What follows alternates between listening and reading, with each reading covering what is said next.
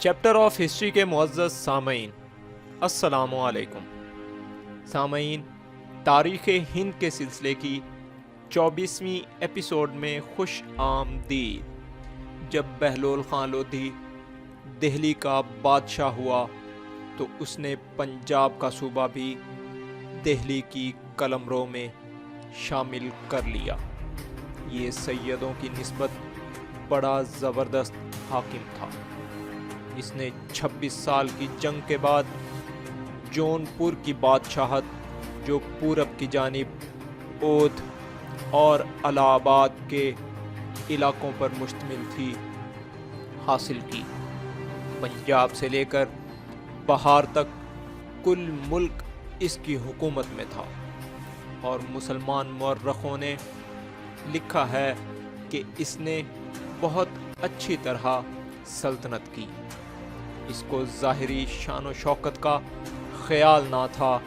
اس کا قول تھا کہ باہر کی ٹیپ ٹاپ بے فائدہ ہے، عمدہ اور معقول اصول پر ملک کا انتظام کرنا ہی کافی دھوم دھام اور شان و شوکت ہے۔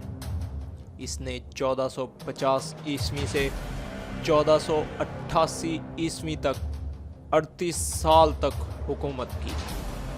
بہلول خان کے بعد اس کا بیٹا سکندر لودھی تخت پر بیٹھا۔ سامعین، ویڈیو میں آگے بڑھنے سے پہلے چیپٹر آف ہسٹری کو سبسکرائب کریں، اس ویڈیو کو لائک کریں اور بیل آئیکن پر ضرور کلک کریں۔ شکریہ۔ سکندر لودھی نے باپ کی میراث کو اور بھی وسعت دی، یعنی بہار کے صوبے کو، جو جون پور سے پرے واقع تھا، فتح کر کے اس میں شامل کر لیا۔ رعایا کے ساتھ اس کا سلوک بے شک اچھا تھا۔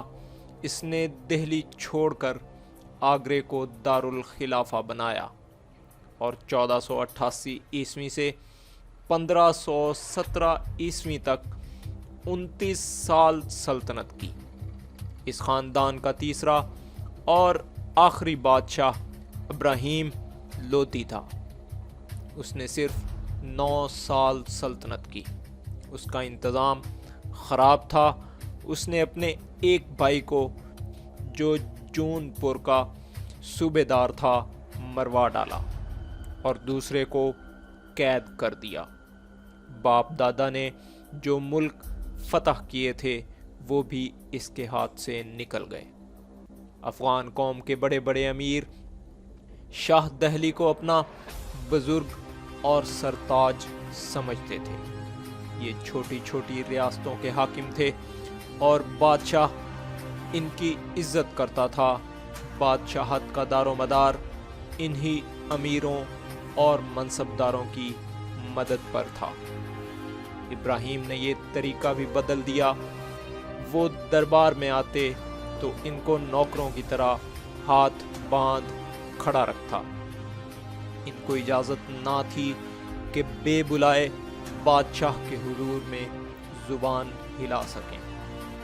افغانی عمرہ جو خودداری اور غیرت پر مرتے تھے، اس دستور سے نہایت ناراض تھے۔ بعض عمرہ جنہوں نے اس ضابطے اور ذلت کو گوارا کرنا نہ چاہا، قتل کر دیے گئے۔ بہت سے باغی ہو گئے، مثلاً چتوڑ کا راجہ سنگرام سنگھ اور پنجاب کا صوبے دار دولت خان لودھی۔ انہوں نے کابل کے مغل بادشاہ بابر کو پیغام دیا کہ آپ آئیں اور ابراہیم سے سلطنت چھین لیں۔ اس نے خوشی کے ساتھ اس بات کو منظور کیا۔ ابراہیم مغلوب اور مقتول ہوا اور ہندوستان مغل بادشاہوں کی سلطنت میں شامل ہو گیا۔ اس وقت شمالی اور وسطی ہند میں مسلمانوں کی کچھ ریاستیں تھیں۔ قریب قریب ان سب میں افغان، جو کبھی شاہ دہلی کے محض صوبے دار تھے، حکومت کرتے تھے۔ پنجاب، بنگال، جون پور، گجرات، مالوا، ملتان یا سندھ سب پٹھانوں کی ریاستیں تھیں۔ ارولی پہاڑ کے جنوب کی طرف راجپوتانے میں کئی راجا راج کرتے تھے۔ ان میں سب سے زبردست اودے پور یا چتوڑ کا راجا تھا۔ دکن میں اس وقت دو بڑی سلطنتیں تھیں۔ وسط میں پٹھانوں کی وہ بڑی سلطنت جسے بہمنی کہتے تھے، اور جنوب میں ہندوؤں کا وجے نگر کا راج، جس میں جنوب کا کل حصہ شامل تھا۔